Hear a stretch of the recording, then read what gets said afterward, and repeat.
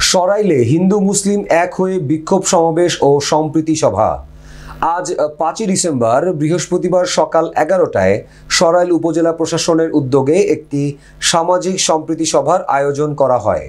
এই সমাবেশে হিন্দু ও মুসলিম সহ বিভিন্ন ধর্ম ও সম্প্রদায়ের মানুষ উপস্থিত হয়ে সম্প্রীতির বার্তা ছড়িয়ে দেন। এ সময় উপস্থিত ছিলেন সরাইল উপজেলা নির্বাহী কর্মকর্তা জনাব মোশাররফ হোসেন, সরাইল থানা অফিসার ইনচার্জ রফিকুল হাসান।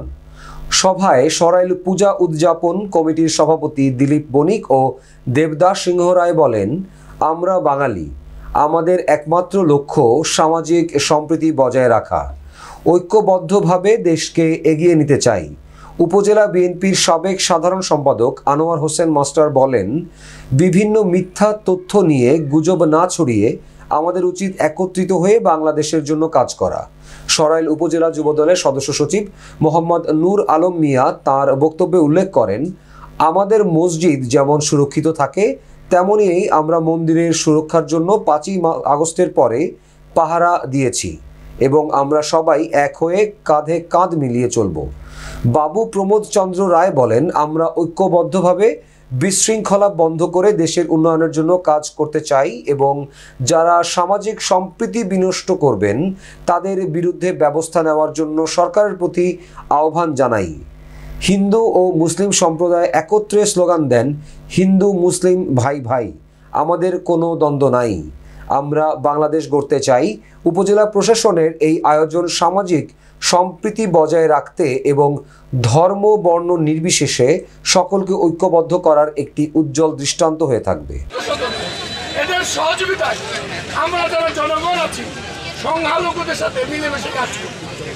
এই সরাইলে কোনো অবস্থায় কোনোদিন কোনো কিছু হয় নাই। নাসিরনগর হয়েছে, আমার এক ভাই বলেছে এটা আওয়ামী লীগের পেশি বাহিনীর মাধ্যমে হয়েছে। সরাইল এবং নাসিরনগরে জনগণ দ্বারা হয়নি।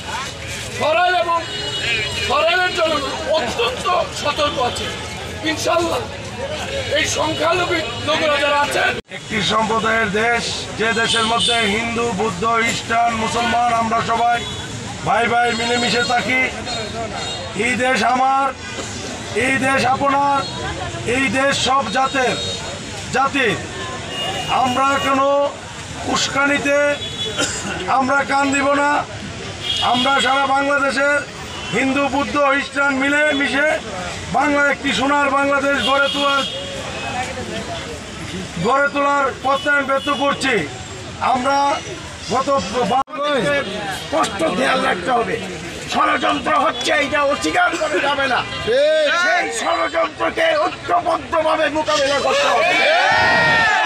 ধর্ম আমি বুঝি না, আমি বাংলাদেশের নাগরিক হিসেবে এই ষড়যন্ত্রের বিরুদ্ধে সবাইকে ঐক্যবদ্ধ এখানে আমার 85 বছর থেকে থাকাচ্ছি। আমি জানি এই দেশের যে যারা আমরা আছি আমাদের কোনো ভেদাভেদ নাই, আমরা সকলে এক মায়ের সন্তানের মতো আমরা এখানে চলে আসছি। এবং আমার জন্মের পরে আমি দেখি নাই যে সরাইলে কোনো বিশৃঙ্খলা ধর্মীয় বিষয় আছে। আমি আশা করব ভবিষ্যতে সরাইলের এই সম্প্রীতিটা সবসময় বজায় থাকবে, এই আশাবাদ। আমরা একই মায়ের সন্তান হিসেবে আমরা এই দেশে বেঁচে থাকতে চাই। আমাদের মধ্যে কোনো বিভেদ নাই। আমরা কোনো সময় এই সাম্প্রদায়িক উস্কানিতে বিশ্বাস করি না। আমরা এই সাম্প্রদায়িক এই হিন্দু মুসলমানের কোনো বিশৃঙ্খলা নাই।